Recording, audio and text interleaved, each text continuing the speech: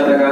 اور میں آپ کو بتا دوں کہ میں بھی ایک سرکاری اسکول میں ٹیچر ہوں, لیکن جب اردو کا نام آیا تو میں نے سی ایل لے لیا, اور سی ایل لے کر میں گھوم نہیں رہا تھا. میں نے چھٹی لی تو میں گھوم نہیں رہا تھا اپنے ودیالیہ میں تھا, اپنے اسکول میں ہی تھا.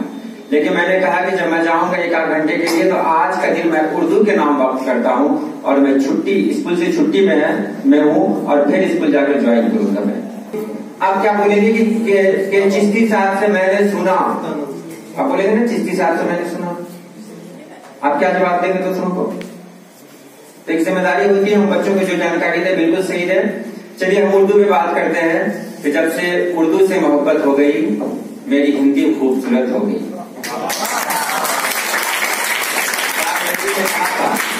اردو ہے جس کا نام ہم ہی جانتے ہیں داد, سارے جہاں میں دھوم ہماری زبان کی ہے. یہ اردو ہے ہماری.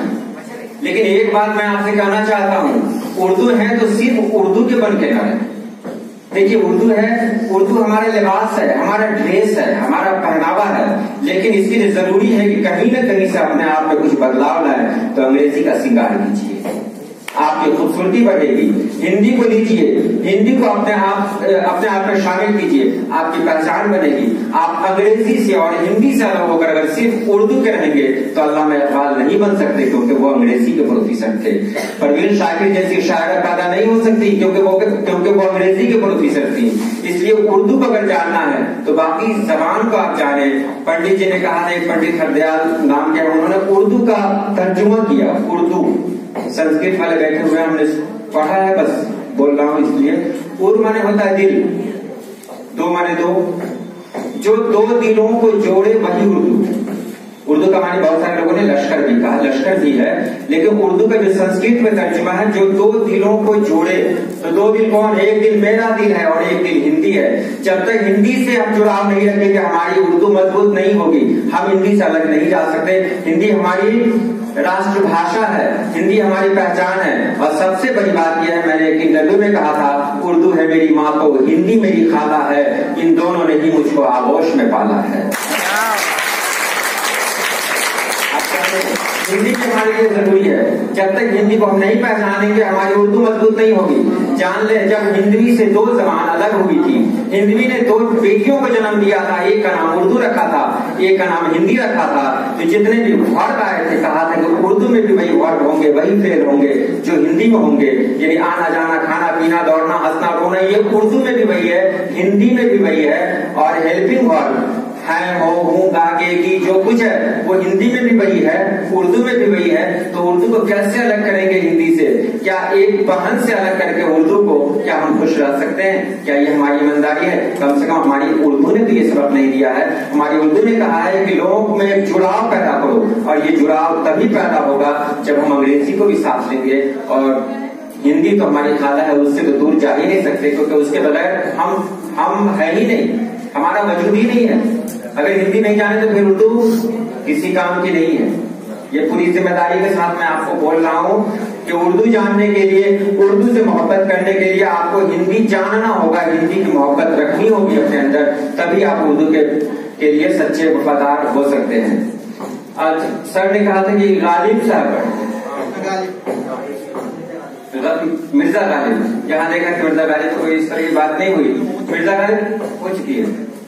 کچھ باتیں مرزا غالب کے بارے میں بتا دوں. مرزا غالب نے کہا تھا, ہے اور بھی دنیا میں سخنور بہت اچھے, کہتے ہیں کہ غالب کا ہے انداز بیاں اور یہ سر جو بیٹھے ہوئے ہیں ابھیودے جی, غالب صاحب کو جوڑتا ہوں اپنے بہار سے اور کہتا ہوں غالب صاحب نے استاد اگر مانا ہے تو بہار کو مانا ہے.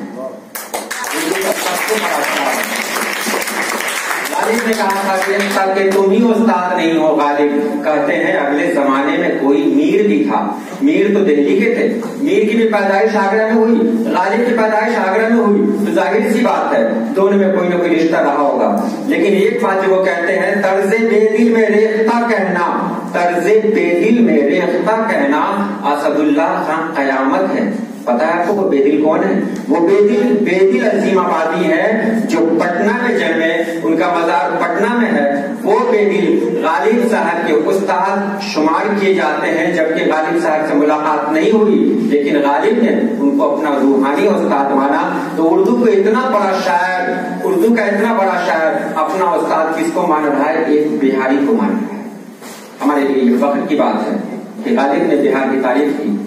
اور بھی جاتے ہیں تو بہت آگے تک جاتے ہیں، کیونکہ بچوں کے سامنے کوئی بات رکھوں اس سے پہلے میں اپنے جان لوں، اور اپنے اس لیے جان لوں کیونکہ کوئی انسان مکمل نہیں ہوتا. جب تک نہیں پڑھوں گا میرے اندر جانکاری نہیں ہوگی. میں آج کہہ دوں کہ میں بہت بڑا ودوان ہوں تو سب سے بڑی چاہیے والی بات یہی ہوگی، کیونکہ سیکھنا پڑتا ہے، لگاتار سیکھنا پڑتا ہے. تو ایک بات جو ابھی 26 جنوری کے حوالے سے میں کہہ دوں، اور ایک پیغام ہے، یہ پیغام اپنے ساتھ آپ لے کر جائیں گے. ایک پیغام تو جان لیا کہ اردو ہمارا لباس ہے اور انگریزی ہندی یہ زیور ہے، اس سے خوبصورتی بڑھتی ہے. تو آپ آتے ہیں 26 جنوری کے حوالے سے بات کرتے ہیں، کیونکہ وقت بہت کم دیا گیا. میں نے تو سوچا تھا کہ ایک آدھ گھنٹہ ملے گا تاکہ بہت ساری باتیں رکھتا میں آپ کے بیچ میں. دیکھیے یہ قانون کیوں بنائے جاتے ہیں؟ 2 سال 11 مہینے 18 دن میں قانون بنا تھا. یہ قانون بنانے والے ڈاکٹر بھیم راؤ امبیڈکر کی عزت بہت احترام ہے میرے دل میں. واقعی انہوں نے ایک ایسا قانون دیا، ایک ایسا آئین، ایک ایسا دستور دیا، ایک ایسا سمویدھان دیا جو ساری دنیا میں سب سے بہتر سمویدھان ہے، سب سے بہتر قانون ہے. ہمیں فخر ہے کہ ہم اسی ملک ہندوستان میں رہتے ہیں جہاں اتنا بہتر قانون ہے. 2 سال 11 مہینہ 18 دن یعنی لگ بھگ 3 سال میں یہ قانون بنا. اور اسی قانون کے بارے میں آج کچھ بات کریں کہ ہم قانون کیا ہے. تو ایک بات ایمانداری سے آپ بتائیں، اگر آپ قانون کے خلاف چلیں گے تو کیا آپ یہاں روتنیا سے بھگوان پور جا سکتے ہیں؟ سائیکل سے جا رہے ہیں، ایک بار داہنے جائیے، ایک بار بائیں جائیے، ایک بار داہنے جائیے، ایک بار بائیں جائیے، ٹرک والا لے کے بھاگ جائے. تو دیکھ رہے بنا قانون کے ہم بھگوان پور تک نہیں جا سکتے ہیں، تو بنا قانون کے زندگی کیسے گزار سکتے ہیں؟ یاد رکھیے گا سب سے بہتر انسان وہی ہے جو قانون کے مطابق زندگی گزارتا ہے. اور جان لیں قانون 5 طرح کے ہوتے ہیں. سب سے پہلا قانون قدرت کا قانون، جو مسلمانوں کا قانون ہے وہ قرآن پاک میں ہے. جو ہندوؤں کا قانون ہے وہ گیتا میں ہے، وید میں ہے. جو کرسچن کا ہے وہ کیا ہے؟ بائبل میں ہے. اور اسی طرح ہر مذہب کا اپنے اپنے میں ہے. جہاں انسان کی عقل ختم ہو جاتی ہے وہاں اس کا قانون چلتا ہے. پہلا قانون. دوسرا قانون انٹرنیشنل قانون، جس کو UNO کہتے ہیں، یونائٹیڈ نیشن آرگنائزیشن، اردو میں کہتے ہیں اقوام متحدہ، کہ ساری دنیا کا قانون بناتا ہے. تیسرا قانون جس پہ بات کر رہے تھے ابھی، ہمارا سمویدھان، ہمارا دستور، اسی کے مطابق سارے بھارتیوں کو، سارے ہندوستانیوں کو زندگی گزارتی ہے. چوتھا قانون ہے ریاستی قانون، جو گزٹ میں شامل ہوتا ہے، جو ہمارا بہار یعنی ہماری ریاست کے ذریعے اس کو بنایا جاتا ہے. اور پانچواں قانون ہوتا ہے آپ کا مقامی قانون، یعنی آپ کا اسکول کا قانون. اگر یہ پانچوں قانون پہ آپ زندگی گزارتے ہیں تو بہتر کہلاتے ہیں. اور صرف آپ بھی بہتر نہیں کرتے، جانتے اگر ہم قانون کی خلاف ورزی کریں تو اس کا نقصان صرف ہم کو نہیں ہوگا، سامنے والے کو بھی ہوگا، دوسرے پر بھی اس کا اثر پڑے گا. تو چلیے آپ لوگوں کو بہت بہت مبارکباد. اردو کی یہ محفل سجائی گئی، یہ سیمینار سجایا گیا، اور ہماری بیٹیاں ایک طرف ہیں، بیٹے ایک طرف ہیں.